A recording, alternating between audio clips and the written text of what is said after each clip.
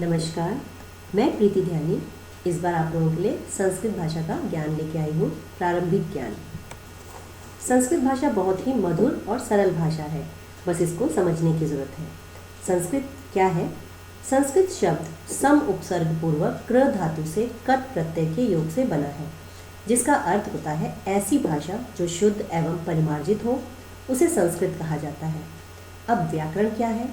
व्याकरण वी धन आ धन कृ धन श्रुत धन लिट ब्रैकेट में है अन से बना है। व्याकरण शास्त्र के माध्यम से हम किसी भी भाषा को शुद्ध पढ़ना, लिखना एवं बोलना सीखते हैं, अर्थात जिसके द्वारा शब्दों के शुद्ध रूप का ज्ञान प्राप्त होता है उसको व्याकरण कहते हैं। आप जानते होंगे कि भाषा की सबसे छोटी इकाई को वर्ण या अक्षर कहते हैं। वर्णों के व्यवस्थित क्रम समूह को वर्णमाला कहते हैं। संस्कृत में वर्णमाला के वर्णों को दो समूहों में बांटा गया है, एक है स्वर, दूसरा व्यंजन। अब हम लोग बात करते हैं स्वर की। यह वे वर्ण होते हैं जिनके उच्चारण बिना किसी अन्य स्वर की सहायता के किए जाते हैं।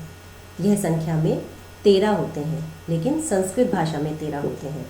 अ आ इ उ री री री ए ओ औ। स्वर वर्णों के उच्चारण में लगने वाले समय के आधार पर इनके 3 भेद होते हैं। पहला है ह्रस्व स्वर। जिस स्वर वर्ण का उच्चारण करने में सबसे कम समय लगता है उन्हें ह्रस्व स्वर कहते हैं, जैसे अ इ उ री री।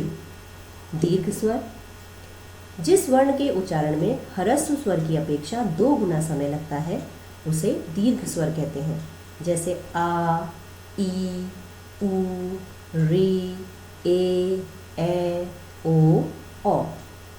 प्लुप्त स्वर। जिस स्वर के उच्चारण में ह्रस्व से 3 गुना या उससे भी अधिक समय लगता है उसे प्लुप्त स्वर कहते हैं, जैसे ओम। अब हम लोग बात करेंगे व्यंजन की।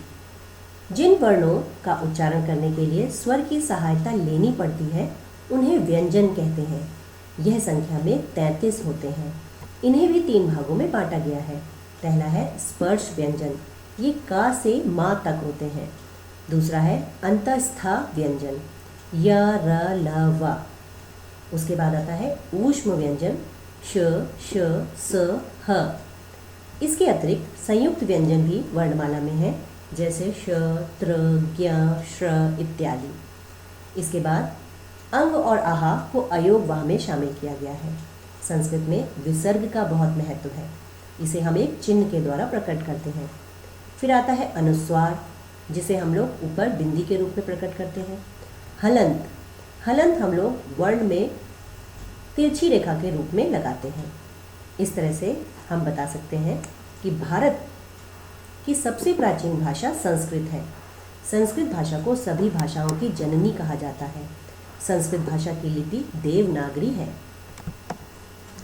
अब इसके बाद हम लोग बात करेंगे शब्द प्रकार।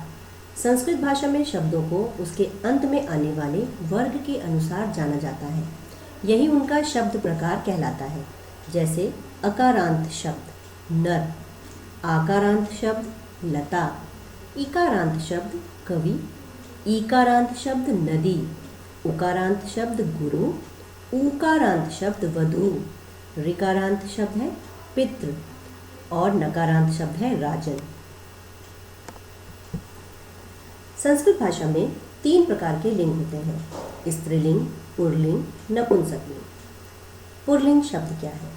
जिस शब्द से पुरुष जाति का बोध होता है उसे पुल्लिंग कहते हैं, जैसे बालकः, अध्यापकः आदि। स्त्रीलिंग शब्द क्या है?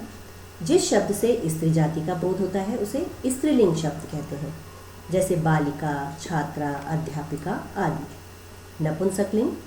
जिन शब्दों से पुरुष व स्त्री दोनों जाति में से किसी का बोध ना हो उसे नपुंसकलिंग कहते हैं, जैसे गृहम, फलम, पुष्पम इत्यादि। अब बात करते हैं वचन की। संस्कृत भाषा में वचन 3 प्रकार के होते हैं। पहला एक वचन, दूसरा द्विवचन और तीसरा बहुवचन। एक वचन क्या है? जिन शब्दों से एक वस्तु या एक व्यक्ति का ज्ञान होता है उसे एक वचन कहते हैं, जैसे सूर्य, बालक आदि। द्विवचन जिन शब्दों से किसी वस्तु या व्यक्ति की संख्या 2 है या ऐसा ज्ञान होता है उसे द्विवचन कहते हैं, जैसे गजो, 2 हाथी, बालको, 2 बालक आदि।